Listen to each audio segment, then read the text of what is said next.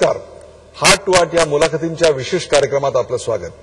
आज आपण भेटणार आहोत शांती आणि प्रेम यांचा संदेश देणाऱ्या येशूच्या एका सच्च्या समाज सेवकाला. हिंसाचार आणि दहशतवाद वाढलेल्या काळात आणि धर्माधर्मांमधली आक्रमणं वाढण्याच्या काळात फादर फ्रान्सिस दिब्रिटो यांना भेटणं ही एक अपूर्व आणि मोलाची गोष्ट असणार आहे. फादर, या कार्यक्रमात आपलं स्वागत.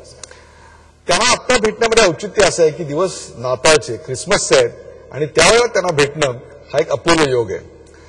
फादर फ्रान्सिस दिब्रिटो हे कॅथलिक पंथीय ख्रिस्ती धर्मगुरू आहेत.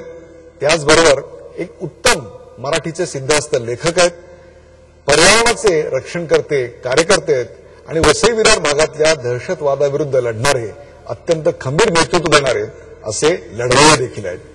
आज त्यांच्याशी आपण हार्ट टू हार्ट या मुलाखतींच्या कार्यक्रमात मुक्त असताना गप्पा मारणार आहोत. फादर, तुमचं अख्खं आयुष्य वसई विरारमधल्या, आगाशीमधल्या या पट्ट्यात गेलं. नंदाखाल हे तुमचं मूळ गाव, ते तुमचं बालपण गेलं. तुमच्या बालपणची परिस्थिती कशी होती आणि आत्ताची वसई विरारमधली परिस्थिती कशी वाटते? माझ्या बालपणी आमच्या गावामध्ये 3 फक्त घरं होती. 3 घरं. एक घर लांब लक्ष मोठं मेलगाडीसारखं, 20-25 कुटुंब त्यांच्यावर राहत होती. त्याच्या समोर 2 आमच्या 2 कुटुंबाची घरं. परिस्थिती गरिबीची, सगळे शेतकरी. म्हणजे एक गोष्ट सांगितलं तुम्हाला समजेल की माझ्या गावातला SSC झालेला मी पहिला मुलगा. इतका तेव्हा शिक्षणाचा प्रसार होता आणि सगळे शेतकरी, माझे भाऊ वगैरे, आमचे सगळे गावकरी मुंबईला दूध पुरवित असत. दुसरी मंडळी भाजीपाला पुरवित असत. म्हणजे मुंबईला शुद्ध दूध आणि स्वच्छ भाजीपाला पुरवण्याचं काम आमच्या वसईकरांनी केलेलं आहे. जेव्हा आजच्या भाषेत आम्ही ऑर्गॅनिक म्हणतो, येस, असा ऑर्गॅनिक कुठल्याही प्रकारची खतं, रासायनिक खतं न वापरता केलेला आणि श्रमाने केलेला, स्वतःच्या श्रमाने तयार केलेला. तुम्ही स्वतः शेतात राबलाय? मी राबलेलो आहे, शेतामध्ये काम केलेलं आहे. माझ्या भावाबरोबर, वडिलांबरोबर. आमच्याकडे केळीचे बाग असतात, ते केळीच्या बागाला पाणी देण्याचं काम ते आमचं असतं. आमच्याकडे हळदीची रोपं असायची. सकाळी शेतामध्ये जाताना केळीच्या त्या मोठ्या पानावरून ठबकणारे दवबिंदू आमच्या खांद्यावर पडलेले आहेत. आम्ही भाग्यवान असं समजतो स्वतःला. अशी ती सुंदर असं काळ होता. आणि मग केळीची आणि नारळाची झाडं जागोजागी, अशा प्रकारे सुंदर असं निसर्गाचं विनटलेलं असंही सुंदर वसई गाव एक 30-40-50 वर्षापूर्वी होतं. आणि ते लोक, त्याचप्रमाणे गाव सुंदर होतं, लोकही सुंदर होते, चांगले संबंध एकमेकाचे. म्हणजे माझ्या गावाच्या जवळ सामवेदी ब्राह्मणांची घरं आहेत. त्यांच्या आमच्या जिव्हाळ्याचे संबंध तेव्हाही होते, आताही आहेत. जो सर्वधर्म वगैरे म्हणतात तो आम्हाला काही पुस्तकातून शिकावा लागला नाही. तो तुमच्या आजूबाजूला नांदत होता, त्या सगळ्या विभागात नांदत होता. या अशा सगळ्या शांततेच्या काळामध्ये आपण 1972 साली धर्मगुरूची दीक्षा घेतली. सर्वसाधारण जे आमचे प्रेक्षक आहेत त्यांना ही दीक्षा म्हणजे काय याच्याविषयी काही माहिती नाहीये. आणि अशी दीक्षा घेतल्यानंतर, धर्मगुरू झाल्यानंतर काय प्रकारची बंधन येतात आपल्या जीवनावर? ओके, प्रथमतः जुनी जी SSC होती 11वी नंतर, त्याच्यानंतर आम्ही बहुतेक लोक फादर होण्यासाठी सेमिनारमध्ये जात असत. तर मी जेव्हा 10वी मध्ये होतो तेव्हा आमच्या चर्चमध्ये एक फादर होते, त्यांचे नाव फादर बर्नर्ड भंडारी. ते आमचे प्रिन्सिपल होते आणि आमचे शिक्षक होते. अतिशय तपस्वी, संन्यास त्यांचं जीवन, सेवाभावी, चांगले शिकवायचे ते. त्यांचा फार मोठा प्रभाव आम्हा विद्यार्थ्यांवर होता. मग मला जाणवू लागलं की जीवनामध्ये काहीतरी निवड करायची, आपल्याला मार्ग निवडायचा आहे. फादरच आहे, त्यांचा फार मोठा प्रभाव आम्हा विद्यार्थ्यांवर होता. मग मला जाणवू लागलं की जीवनामध्ये काहीतरी निवड करायची, आपल्याला मार्ग निवडायचा आहे. फादरासारखं का होऊ नये? अर्थात दुसऱ्या बाजूला त्यावेळेला लवकर सोयरीकी व्हायच्या, त्यामुळे चांगल्या घरांतून निरोप पण येत होते. बहिणी सांगायची ही मुलगी बरी आहे, ती मुलगी बरी आहे, परंतु आवडायच्या मुली वगैरे. परंतु ही जी हाक होती, ती हाक कुठेतरी अस्वस्थ करत होती. मग मला जाणवलं, जेव्हा मी SSC झालो तेव्हा मी माझ्या मोठ्या बंधूंना बोललो की मला ह्या मार्गाला जावं असं वाटते. आता ह्या मार्गाला जायचं म्हणजे सगळे बंध तोडायचे, कुटुंबाचे संबंध तोडायचे, घरापासून दूर राहायचं आणि आयुष्य, संपूर्ण आयुष्य हे ब्रह्मचर्यामध्ये घालवायचं आणि ते स्वेच्छेने. आईला जेव्हा हे कळलं तेव्हा आई रडू लागली, कारण मी कुटुंबामध्ये शेंडेफळ, सगळ्या धाकटा. तेव्हा अधिकच आईचं जास्त प्रेम आपल्यावर असणार होतं, खूप प्रेम होतं. आई आणि वडील 1 वर्षापूर्वी गेले होते. ते आईची अधिक, तिचे जिव्हाळा अधिक होता माझ्यावर. तिला वाटते मी काय सारखं धोंग घेतले आहे, सोंग घेतलेला आहे. ती खूप रडून पडून तिने प्रयत्न केला परंतु आंतून अशी एक प्रेरणा होती की आईचे अश्रू देखील मला थोपवू शकले नाहीत. ही जी आंतरिक प्रेरणा आहे ती आंतरिक प्रेरणा आपण लहानपणापासून चर्चमध्ये जात होतात की आपल्यावर ज्या फादरचा प्रभाव होता त्याच्यामुळे आली का, हे कुठेतरी मूळ जीन्स मधून आपल्यामध्ये आलं होतं? हे कठीण आहे तसं सांगणं, म्हणजे कुठून कसं आलेलं आहे. हा प्रभाव निश्चितच होते. त्याचबरोबर मी शाळेत असताना वाचन करत होतो. त्यावेळी मी खांडेकरांची ययाती वाचली होती, 10वी असताना वाचली होती, आणि त्याच्या सगळी शृंगारिक वर्णनं वगैरे होती, आणि एक जीवन मी बघत होते की अशा प्रकारचं जीवन असू शकतं.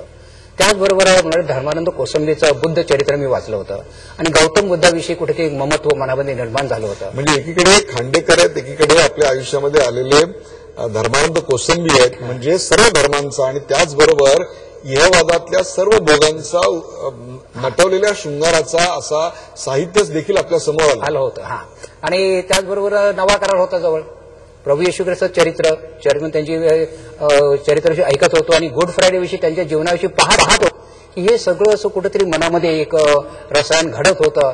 आणि अशाच वेळेला मला जे धर्मगुरूजी भेटले की एक प्रत्यक्ष हे जीवन जगता येतं, अनदर वर्ल्ड इज पॉसिबल असं म्हणतात, मग आपल्याला जमेल का बरं. मग मनाचा निश्चय केला, आणि मग आमच्या गोरेगाव हे जग आपण एक प्रकारे त्याचा त्याग करून आपण त्या जगामध्ये, धर्मगुरूच्या जगामध्ये ती बंधनं स्वखुशीने स्वीकारून आपण धर्मगुरू झालात. बहुतांशी प्रेक्षकांना चर्चची व्यवस्था कशी असते याविषयी काही फारशी माहिती नाही. त्याच्यात एक उतरंड असते, त्यात पोपची निवड केली जाते. हा सगळा जो पसारा आहे हा नेमका कसा चालतो?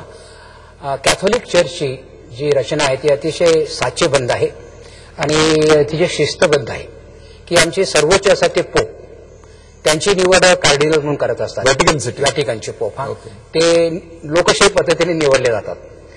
पोपच्या नंतर प्रत्येक आमचा विभाग असतो, त्याला आम्ही डायसिस म्हणतो. आता वसई डायसिस आहे, मुंबई डायसिस आहे, त्यांचे जे प्रमुख आहेत ते पोप निवडत असतात.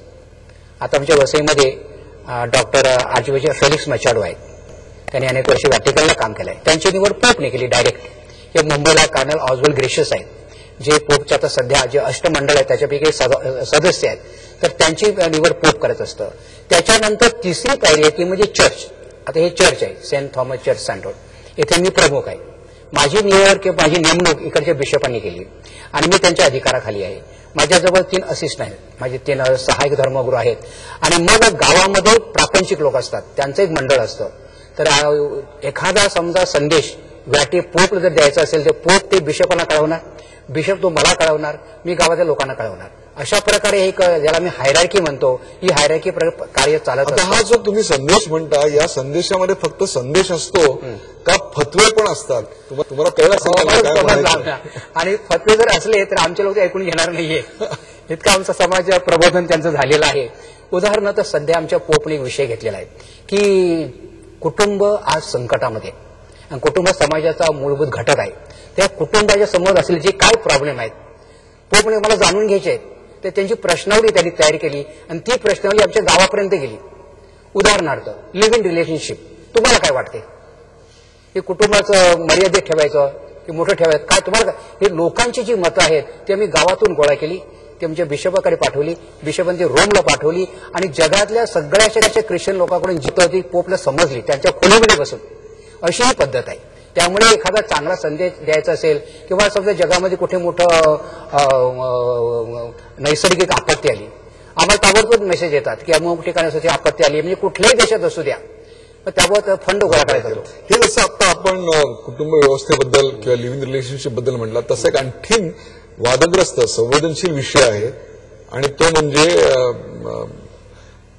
विवाहबाह्य संपत्तीचा अशा प्रकारचा आहे किंवा गर्भपाताचा विषय आहे. त्याच्याविषयी चर्च व्यवस्थेचं काय मत आहे? कारण हा विषय परदेशामध्ये ओबामांच्या निवडणुकीत सुद्धा अत्यंत महत्वाचा, फार मोठा तो आधी कळीचा विषय आहे. तसं म्हटलं तर चर्च ह्या सगळ्या प्रश्नाकडे नैतिक भूमिकेतून बघते.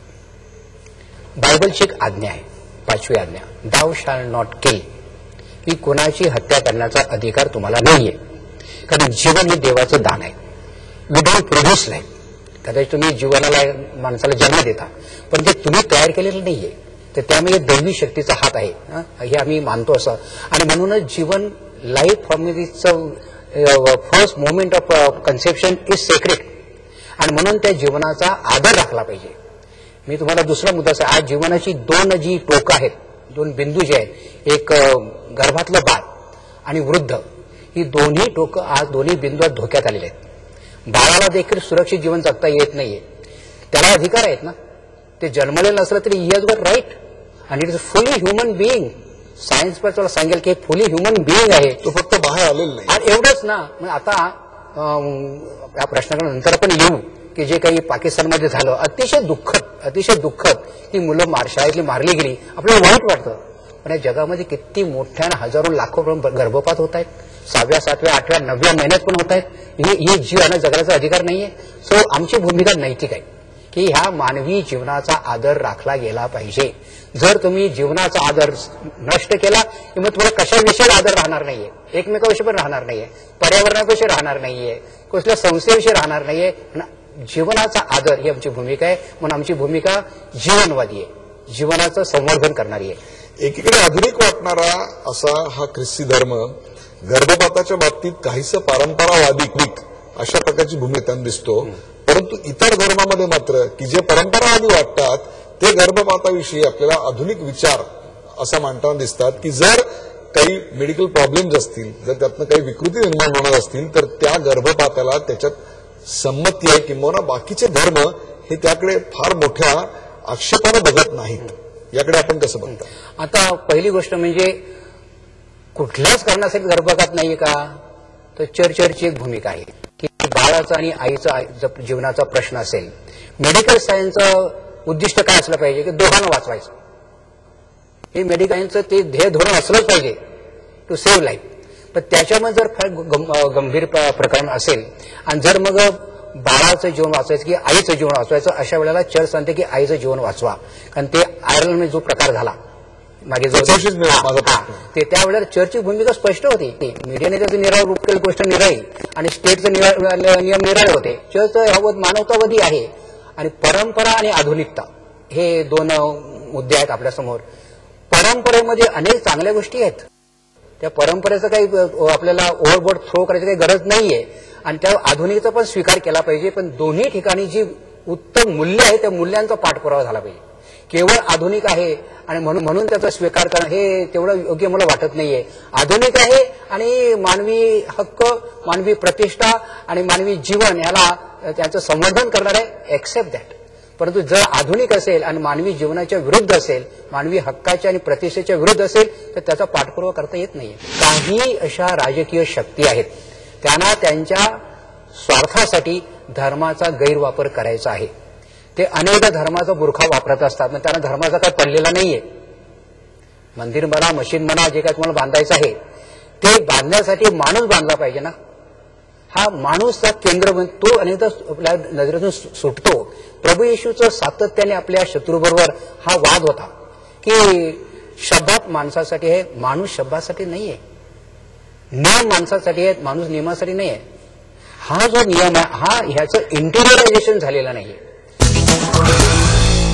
आपण अनेक धर्मग्रंथांचा, धर्मांचा तौलनिक अभ्यास केलाय, तसाच तो बायबलचा आता सखोल अभ्यास केलेला आहे.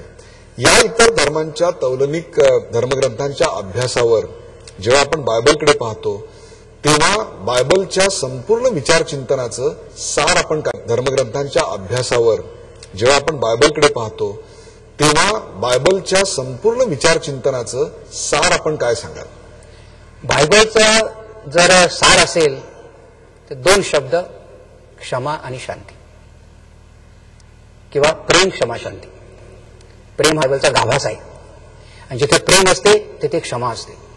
आज जर जगामध्ये जे अनेक खूप प्रश्न निर्माण झालेले आहेत, या दोन प्रश्नाच्या मुळाशी काय आहे, म्हणजे कौटुंबिक प्रश्न देखील घ्या, अगदी पती पत्नीचे प्रश्न घ्या, कुठेतरी ते जो मानवी जिव्हाळा आणि जे प्रेम आहे त्याला कुठेतरी तडा गेलेला असं वाटतं. आणि त्याच्या पलीकडे माणसं एकमेकांना समजून घेत नाहीयेत. आपण सगळे स्खलनशील आहोत. प्रभू येशूचं एक वचन आहे की शिष्याने येशूला विचारलं, प्रभूजी आम्ही किती वेळा क्षमा करायची? कारण ज्या धर्माचा पार्श्वभूमी प्रभू येशूला शिष्याने होतो ज्यू धर्म, तिथे काय होतं, टिट फॉर टॅट, जशास तसे, तुझ्या गालावर एक मारा दुसऱ्या गालावर दोन मारा, अशा प्रकारे शिकवण होती. प्रभू येशूने काय सांगितलं की तुम्ही माणसाला समजून घ्या, त्याच्या मनामध्ये शिरा. आणि केवळ एकाच मिनिटात 7च्या 70 वेळा क्षमा करा, कारण क्षमा हाच जीवनाचा मंत्र आहे. आणि जर तुम्ही डोळ्यासाठी डोळा आणि दातासाठी दात ही जर पॉलिसी स्वीकारली तर महात्मा गांधी सांगतात तर सगळं जग आंधळ होईल. मग माणसाला समजून घेणं आवश्यक आहे आणि त्याच्यावर उपाय म्हणजे क्षमा हाच आहे. मी कितीतरी आमच्याकडे वैवाहिक पती पत्नी येतात, अगदी ते अजून शिबिर चालू आहे आज, त्याच्यामध्ये अगदी ते घटस्फोटाच्या साईन पण झालेल्या असतात. आम्ही गिव्ह वन चान्स 3 दिवस एकत्र बसतात आणि एकत्र नांदाला लागतात. म्हणजे प्रेम, क्षमा आणि शांती हा जीवनाचा मंत्र आहे, बायबलचा मंत्र. प्रेम, क्षमा आणि शांती हाच जीवनाचा मंत्र आपल्याला बुद्धिझम मध्ये दिसतो, मिळतो. तोच आपल्याला जैनिझम मध्ये दिसतो. आणि गीतेचा सहा जर मी आता तुमच्यासमोर जसा बसलोय तसाच जर मी कोणा विद्या वाचस्पती समोर बसलो तर तेही सांगतील प्रेम, क्षमा आणि शांती. मग मला सांगा, या सगळ्या धर्मांमध्ये एवढी तेढ का निर्माण झाली? फार मर्मगाही प्रश्न आहे की माणसाप्रमाणे जगायला काय शिकत नाहीये. आणि मला तर विचार आपल्या देशाचा येतो की हा भारत सर्व धर्माचं संमेलन आहे. हो, किती प्रेषित इथं झालेले आहेत. इथं चर्च आहे, मंदिर आहे, मशीद आहे, स्तूप आहेत, इथे एवढ्या मोठ्या प्रार्थना होत आहेत. मला प्रश्न पडतो, मी जरा निराळ दिशेने जातो, एवढी मोठी आध्यात्मिक परंपरा आपल्या भारत देशाला असताना हा देश भ्रष्टाचाराचा देश जगामध्ये क्रमांक 1 आहे. मला समजू शकत नाहीये की कुठे धर्म आणि आमचा व्यवहार का जमत नाहीये. म्हणजे पुराणातली वाणगी पुराणात कामक, धर्माचा संबंध दैनंदिन जीवनाशी असला पाहिजे. तो येत नाही अनेकदा. आणि धर्माची जी उच्च मूल्य आहेत त्या मूल्यापर्यंत जगण्यासाठी काही लोक तयार आहेत. त्यांच्या पलीकडे काही अशा राजकीय शक्ती आहेत, त्यांना त्यांच्या स्वार्थासाठी धर्माचा गैरवापर करायचा आहे. ते अनेकदा धर्माचा बुरखा वापरत असतात, त्यांना धर्माचा काही पडलेला नाहीये.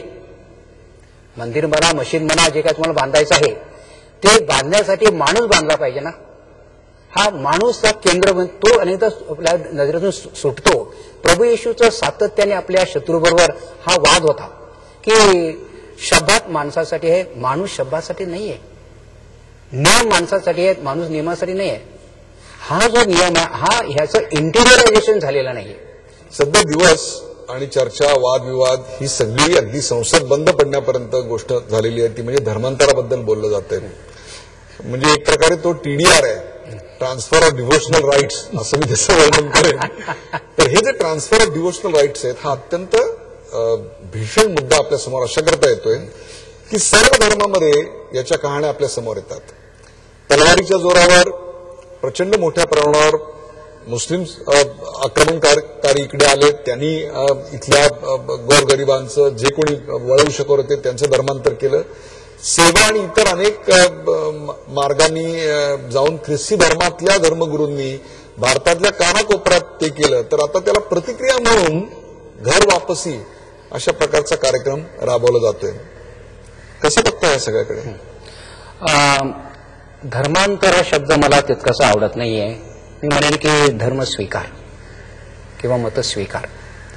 प्रत्येकाला एक जनरल की प्रत्येकाला आपल्या मनाप्रमाणे आणि मताप्रमाणे वागण्याचा पूर्ण अधिकार आहे. प्रत्येकाला आपल्या मनाप्रमाणे आणि मताप्रमाणे पूजा अर्चा करण्याचा अधिकार आहे. त्याला मी उपासनेचं स्वातंत्र्य म्हणतो. आपण कधी इतिहासामध्ये इतक्या सजगतेने आणि गांभीर्याने पाहत नाहीये खरोखर इतिहासात काय झालेलं आहे. किती लोकांचं तलवारीने धर्मांतर झालं आहे का पुरावा आपल्याकडे? काही प्रमाण झालं असेल. एक काय असतं, लॅटिनमध्ये एक म्हण आहे, क्युस रेजिओ एवुस रिलिजिओ, ज्याचा धर्म, ज्याचं राज्य त्याचा धर्म. मी कॉन्स्टंटाईनने ख्रिश्चन धर्म स्वीकारला आणि ख्रिस्ती धर्माला राजाश्रय मिळाला. हे प्रत्येक ठिकाणी अशोकाने बौद्ध धर्माला त्याला राजाश्रय मिळाला. ते काही प्रमाणात तसं होत असते. मी तुम्हाला वसईचं उदाहरण देईन. वसईला मोठ्या प्रमाणात ख्रिस्ती समाज आहे. आता आमचे काही मित्र म्हणतात की पाव टाकून लोकांना ख्रिस्ती केलं. मी एका विद्वानाला विचारलं, पाव टाकले त्या काळामध्ये, मला एक डॉक्युमेंटरी एव्हिडन्स द्या. ही कुठून घेऊ? मी सांगेवर वांगी जसं म्हणतात आमच्या वसईला, तशा प्रकारचा हा प्रचाराचा फार मोठा भाग आहे. म्हणजे आपलं म्हणणं आहे की वसई विरार काय किंवा ओरिसामध्ये जे काही घडलं त्या सगळ्या मागे केवळ आणि केवळ सेवाभाव होता. मी तुम्हाला प्रश्न अशा करता विचारा ना की राष्ट्रीय स्वयंसेवक संघाचे कार्यकर्ते आणि आता नागालँडचे गव्हर्नर असले पद्मनाभ आचार्य यांची 8 मध्ये मी काही आठवड्यांपूर्वी मुलाखत घेतली होती. तेव्हा त्यांना ख्रिस्ती धर्माच्या प्रसाराविषयी नागालँडमधला मी प्रश्न विचारला तेव्हा त्यांना म्हणलं की त्यांनी सेवा धर्म स्वीकारला, त्यांनी सेवा केली, उदय हे मान्य केलंच पाहिजे आम्हाला. त्यांनी प्रचंड मोठी सेवाकारी उभी केली आणि त्यातून काही समाज त्यांच्याकडे वळला. सवाल तो नाहीये. सवाल असा आहे की मग या सगळ्याकडे आत्ता आपण कसे पाहणार आहोत? आम्हाला प्रभू ख्रिस्ताचा एक आदेश आहे की जे मी तुम्हाला शिकवलं ते तुम्ही दुसऱ्यांना शिकवा. जसं रामदासांनी सांगितलं, जे आपण असे ठावे ते इतरांशी शिकवावे. प्रभू ख्रिस्ताच्या धर्मामध्ये किंवा नवीन करायला मला काय आढळते ते तुम्हाला माणुसकी सगळी मूल्य आढळतात. प्रभूने कर्म करण्याच्या विरोधी पण भूमिका घेतली, स्त्रियांच्या स्वातंत्र्याच्या बाजूने भूमिका घेतली. दीन दुबळे अनाथ प्रभू येशू ख्रिस्तानं कुष्ठरोग्याला स्पर्श केला 2000 वर्षापूर्वी. मला एक क्रांतिकारी गोष्ट वाटते, त्यामुळे मला ख्रिस्त आवडतो. हा जर ख्रिस्त माझ्या जीवनातून दुसऱ्याला दिसत असेल आणि त्याला वाटलं की असं जीवन जगावं तर त्याला मुभा आहे. आता मी वसईचं उदाहरण तुम्हाला देत होतो. इथे परशुराम जोशी नावाचे ज्योतिषी होते, ब्राह्मण होते. त्यांचा आणि तिकडे जे पोर्तुगीज धर्मगुरू होते यांचं खूप चर्चा विनिमय व्हायचा. शेवटी त्यांनी स्वेच्छेने ठरवलं की मला ख्रिस्ती व्हायचं आहे. त्यांनी त्यांच्या अनुयायासह मोठ्या प्रमाणे धर्मांतर त्यांनी केलं, धर्म स्वीकार केला. पण वसईला मोठी ख्रिश्चनाची संख्या आहे किंवा असा अभ्यास करून झालेले ख्रिस्ती आहेत. रेव्हरंड नारायण टिळक आहेत, त्यांनी सुरुवातीला त्यांच्या हातात जेव्हा नवा करार मिळाला तेव्हा गाडीतून फेकून दिला. तर अस्सल ब्राह्मण होते ना. आणि नंतर तर ते नवीन करार जेव्हा वाचायला लागलो मनुष्यांना तेव्हा इट इज रेव्होल्युशनरी बुक. की ते माणसाकडून वागवलं जावं हा त्यात मूळ उद्देशच शिकवण ती आहे, ती भावते. पंडित रमाबाईचं काय, सुरुवातीला त्याने देखील बायबलचा अभ्यास केला. त्यांना जाणवलं, त्याने त्यांचं विधान आहे की स्त्रीचा सन्मान करणारा सगळ्यात मला पाहिलेला पहिला धर्मपुरुष प्रभू येशू ख्रिस्त. अगदी व्यभिचारी स्त्रीला सांगितलं तुला जगण्याचा अधिकार आहे आणि समाजाला सांगितलं तिला दगड मारण्याचा अधिकार तुम्हाला नाही आहे. ही जी मानवी मूल्य आहेत ती मूल्य उच्च सर्वांना सांगण्याची आवश्यकता ही धर्मगुरूंनी केलेलं आहे. म्हणजे आता आज आपण त्या मनुष्याविषयी बोलतो की 300, 400 किंवा 500, 1000 वर्षापूर्वी लोक इथं आले, अर्धे लोकच पोहोचले.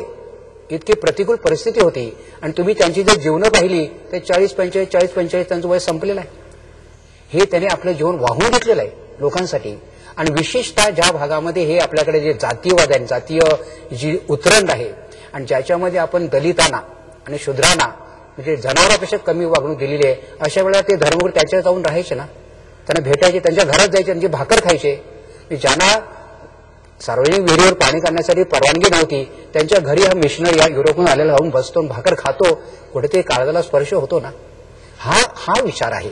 म्हणजे त्याला केवळ आकडा वाढवा हे आम्हाला नको आहे. देवाची पूजा अर्चा आत्म्याने आणि सत्याने करा, हा खरा धर्म आहे. आणि त्या कधी कधी कर्मकांड वाटते का माणूस माणसासारखा आहे, काही सगळ्या गोष्टी आपल्या हातात राहत नाहीयेत. आणि स्वतःमधल्या परमेश्वरला पहा, स्वतःमध्ये जग पहा आणि त्याच्या पलीकडे जाऊन दुर्बलामध्ये पहा, गरिबामध्ये पहा, कुष्ठरोग्यामध्ये पहा, मरणासन्नामध्ये पहा. तो खरा धर्म आहे. आता गोव्यामध्ये एक शवदर्शनाचा कार्यक्रम चालू आहे. आपला धर्म तर मूर्तीपूजेवर अजिबात विश्वास बाळगत नाही. मग हे शवदर्शन काय आहे, त्याच्या मागे काय प्रेरणा आहे? ओके, तिथं हे केवळ गोव्यात नाहीये तर जगभर काही ठिकाणी अशा प्रकारे काही संतांचे देह असे अविनाशी स्वरूपामध्ये राहिलेले आहेत. तर ते काही 10 किंवा 15 वर्षानं ते दर्शनासाठी बाहेर खुले केले जातात. तर काही लोकांना ते त्यांच्या जी सामान्य लोक जे आहेत त्यांना त्यांच्यामध्ये इंटरेस्ट वाटतो की जे ज्यांची श्रद्धा तेवढ्या पुरतच मर्यादित आहे. पण आम्ही तर सांगतो की तुम्ही त्याच्या पलीकडे जा, मानस पूजा अधिक महत्वाची आहे. यासंबंधी प्रभू येशू ख्रिस्ताचं तुम्हाला एक उदाहरण देईन की जे एक सामारितन बाई येशूची तिचा संवाद झाला तेव्हा तिने येशूला काय विचारलं की आता पूजा अर्चा कुठे करायची, या डोंगरावर करायची त्या डोंगरावर करायची. येशूने काय उत्तर दिलं, you shall worship the Lord in spirit and in truth, no need of going to the temple. इतका पुरोगामी विचार येशूने मांडले नाही. तू तुझ्या काळजात आहे ना, देवाची पूजा अर्चा आत्म्याने आणि सत्याने करा, हा खरा धर्म आहे. आणि त्या कधी कधी कर्मकांड वाटते का माणूस माणसासारखा आहे, काही सगळ्या गोष्टी आपल्या हातात राहत नाहीयेत. आणि स्वतःमधल्या परमेश्वरला पहा, स्वतःमध्ये जग पहा आणि त्याच्या पलीकडे जाऊन दुर्बलामध्ये पहा, गरिबामध्ये पहा, कुष्ठरोग्यामध्ये पहा, मरणासन्नामध्ये पहा. तो खरा धर्म आहे. आणि ती प्रेरणा कधी चर्चमधून मिळते, ती देण्याचं काम आमचं काम आहे. इथून की इथं तुम्ही आलात प्रार्थना करा चांगलं, पण प्रार्थना केल्यानंतर पुढे गेल्यानंतर सेवा चालू झाली पाहिजे. फादर, आणखीन एका गोष्टीबद्दल आपल्याला प्रश्न विचारायचा आहे आणि ते एक मिथक आहे, ते इतर धर्मियांचं तसंच ते अनेक ख्रिश्चनांचे दूर करायची गरज आहे. ते म्हणजे सांता क्लॉजचा आणि ख्रिश्चॅनिटीचा काहीही संबंध नाही. खरं आहे, बरोबर आहे. सांता क्लॉज हा एका मार्केटिंग कंपनीने आपली विक्री वाढावी याच्याकरता तयार केलेला मॅस्कॉट होता, म्हणजे ज्याला आपण ब्रँड अँबॅसेडर म्हणू, तसा ब्रँड अँबॅसेडर होता. त्याचा आपण उगाच ख्रिश्चॅनिटीशी संबंध आहे. आणि आमच्याकडे आता मुवमेंट चालू झालेली आहे, bring Christ back into Christmas. काय मुवमेंट आहे की ख्रिस्ताला नाताळमध्ये परत आणा. सगळ्या धर्मात आहे. गोकुळाष्टमीमध्ये कृष्णाला परत आणा अशी मुवमेंट आता हिंदूमध्ये करायची गरज आहे. किंवा सार्वजनिक गणेशोत्सवामध्ये गणपती आणा अशी मुवमेंट करायची गरज आहे. तसं आपल्याकडे चालू आहे. आता हे सांताक्लॉजमुळे हा जो सांताक्लॉजचा अतिरेक झालेला आहे, तुम्ही सांगितलं ते मार्केटिंग ट्रिक दुसरं काही नाहीये. आता त्याची थोडीशी हे मिथक जे झालं की 6व्या शतकामध्ये पूर्व रशियामध्ये एक संत पुरुष होऊन गेले, त्यांचं नाव संत निकलस. ते अतिशय सेवाभावी होते, गोरगरिबाविषयी त्यांना खूप कळवळा होता. त्यांना असं समजलं की गावामध्ये एक कुटुंब आहे आणि 2 मुली उपवर झालेल्या आहेत, पण हुंडा देण्यासाठी काही नसल्यामुळे त्या लग्न होत नाहीये. त्यांनी रात्री गुपचूप जाऊन त्यांच्या घरामध्ये काही पैशाची थैली टाकली, तर त्या वडिलांना दुसऱ्याचे पैसे मिळाले, म्हणजे मुलीचं लग्न होऊ शकेल. त्याच्यानं प्रश्न विचार निर्माण झाला की कुणासाठी तरी नकळत चांगलं काम करीस, त्याच्या नकळत याला फार महत्व आहे. हा, आपण काम करायचं, पण आपलं म्हणजे रस्ता बांधल्यानंतर प्रस्ताव कोणी दिला अशा पाठाने त्याची गरज नाहीये. तर हा आणि बायबलचा विचार आहे, तुझ्या उजव्या हाताने केलेलं काम तुझ्या डाव्या हाताला कळू देऊ नकोस. दानधर्म तुम्हाला कळू दे, ख्रिस्ताचं वचन आहे, त्या वचनानुसार तो वागत होता. त्याच्यानंतर मग त्याचं मार्केटिंग स्वरूप नंतर आलं आणि संत निकलस अपभ्रंश सांता क्लॉज हे तयार झालं. मग त्याला लांब लचक अशी दाढी, पांढरी दाढी, मग हरणाची गाडी, मग त्याला असं फेटा, सगळं असे तयार झालं. हळूहळू मार्केटिंग कॅम्पेन तयार झाली आणि आज तर सगळं मार्केटिंगच्या हाती आहे. आज युरोप अमेरिकेमध्ये म्हणजे ख्रिस्त दिसणार नाही, पण खूप ठिकाणी सांता क्लॉज दिसतो. ज्यानं जगासाठी प्राणार्पण केलं त्या ख्रिस्ताची चित्र दिसणार नाहीये. तर म्हणून ही जी मुवमेंट आहे, bring Christ back into Christmas, ही आवश्यक झालेली आहे. तसंच व्हॅलेंटाईन डेचंही आहे. ज्या व्हॅलेंटाईन डेवर अनेक हिंदुत्ववाद्यांचा आक्षेप आहे, आंदोलनं झाली. हा एका ग्रीटिंग कार्ड कंपनींनी मार्केट केलेला दिवस आहे, सोहळा आहे. तर हा जो संत व्हॅलेंटाईन 14 फेब्रुवारी येत असतो युरोपमध्ये, तो काळ it is a mating period पक्षांचा वगैरे. आणि त्याच्यामधून कोणीतरी ती क्लुप्ती लढवून ते व्हॅलेंटाईनच्या निमित्ताने प्रेमिकाचा दिवस आणि मग त्याच्यातून सगळ्या पुढच्या गोष्टी घडलेल्या आहेत.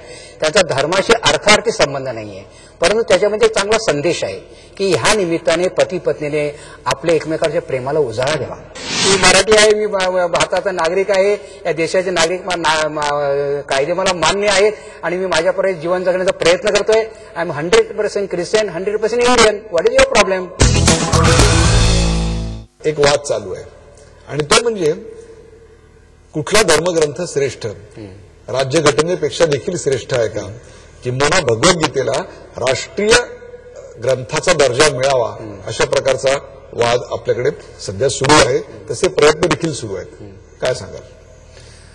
धर्मग्रंथाचं पहिलं स्थान माणसाच्या अंतःकरणामध्ये आहे. तिथे तो स्थानापन्न झाला पाहिजे. त्याच्याकडे माझं वर्तन असलं पाहिजे, माझं जीवन असलं, जगणं असलं पाहिजे. आणि त्यामुळे अशा प्रकारच्या काही मोहिमावरी घेऊन धर्मग्रंथाचा प्रचार होणार नाही आणि तत्वज्ञानाचे प्रसार होणार नाहीये. त्यामुळे धर्मग्रंथाला जागा माणसाच्या अंतःकरणात असली पाहिजे, माझं मत आहे. आणखी एक प्रश्न आहे, तो म्हणजे समान नागरी कायदा. त्याच्याविषयी अनेक धर्मांमध्ये मतमतांतर आहेत. ख्रिस्ती धर्मोपदेशक म्हणून आपलं या देशात समान नागरी कायदा असावा, याविषयी काय मत आहे? माझं स्पष्ट मत आहे की या देशाची घटना ही सार्वभौम आहे, ती सगळ्यांना सारखीच लागू आहे आणि कायदे सगळ्यांना सारखे लागू आहेत. तसं पाहिलं तर मोठ्या प्रमाणामध्ये आपल्याकडे समान नागरी कायदा अस्तित्वात आहे. फक्त लग्न, वारसा आणि घटस्फोट यांच्या संबंधित त्या धर्माचे कायदे त्यांनी केलेले आहेत, त्याला पर्सनल लॉ म्हणतात. आणि त्याच्यामध्ये बदल व्हावा ही भूमिका चर्चने घेतलेली आहे की जो ख्रिस्ती पर्सनल लॉ होता त्याच्यामध्ये तो स्त्रियावर अन्याय करणारा होता, कारण ते कायदे ब्रिटिशांनी केले होते, त्या पुरुषाच्या सोयीप्रमाणे केले होते. आज ख्रिस्ती ज्या फेमिनिस्ट मुवमेंट आहेत त्यांच्या आग्रहामुळे आणि चर्चमध्ये पुरोगामी नेतृत्व, त्यामुळे त्याच्यामध्ये बदल झालेला आहे. आणि त्यामुळे अशा प्रकारचा समान नागरी कायदा म्हणजे का विशिष्ट धर्माचा कायदा ही विचार मनातून काढून टाकायला पाहिजे. कोणाचा कशा प्रकारचा गैरसमज त्याने तो काढून टाकायला पाहिजे की मूलभूत मानवी मूल्य, मानवी प्रतिष्ठा आणि मानवी हक्क ह्यांचं जपणं करणं जे कायदे ते कायदे ते सगळ्यांना सारखे लागू झाले पाहिजेत. अल्पसंख्याक असा हा ख्रिस्ती समाज आहे. आता ख्रिस्ती समाज आणि त्याचं मंत्रिमंडळातलं स्थान हा एक कळीचा मुद्दा आहे. आत्ताच्या महाराष्ट्राच्या मंत्रिमंडळामध्ये एकही मुस्लिम प्रतिनिधी नाही.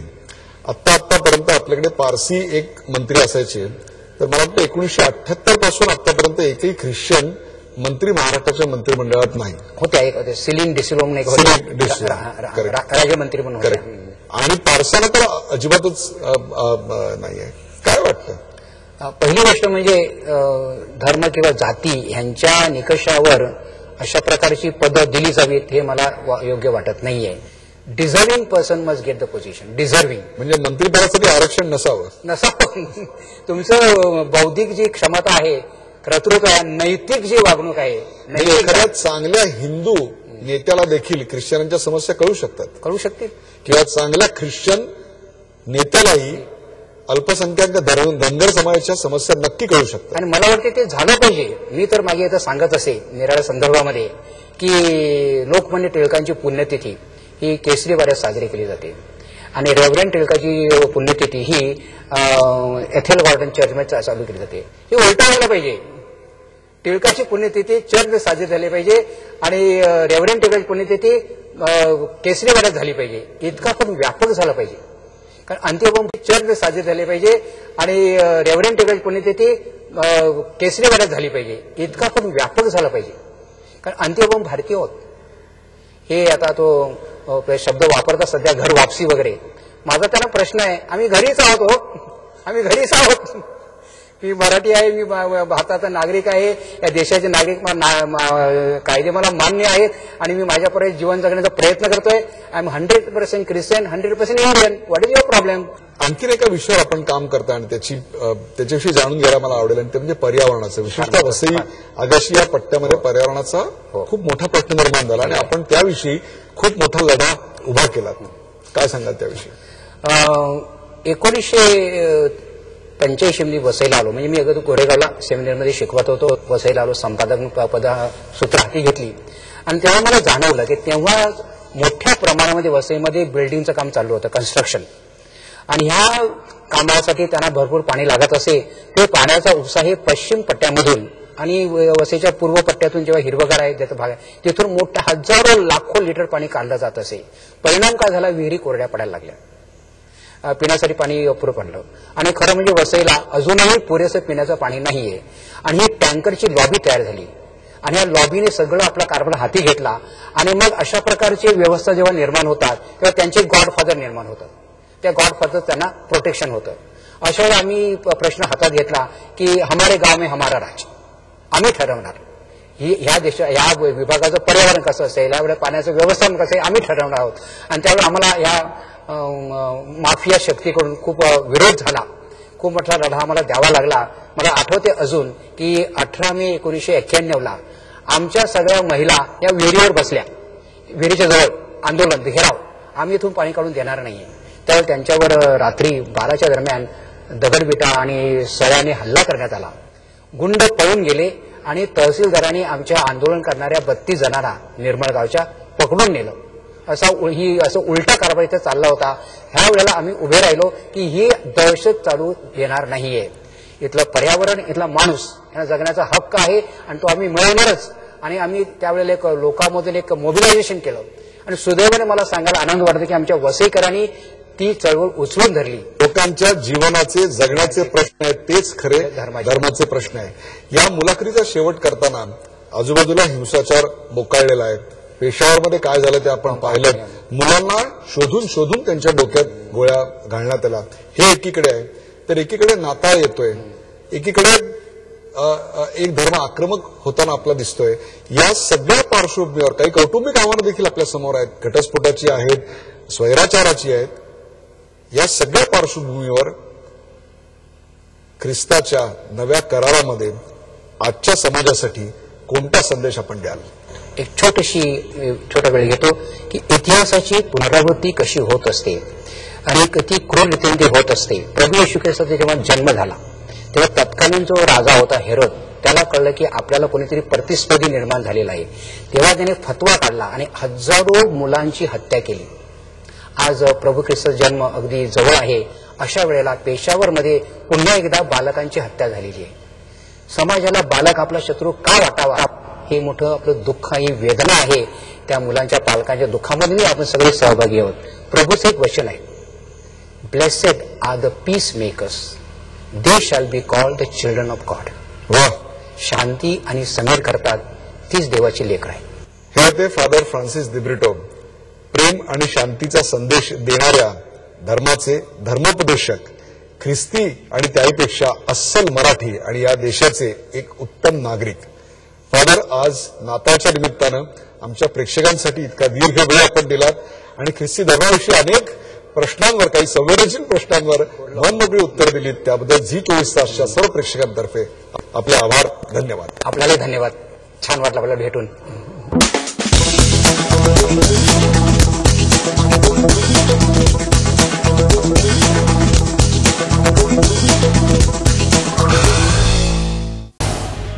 झी24 तास रहा एक पाऊल पुढे.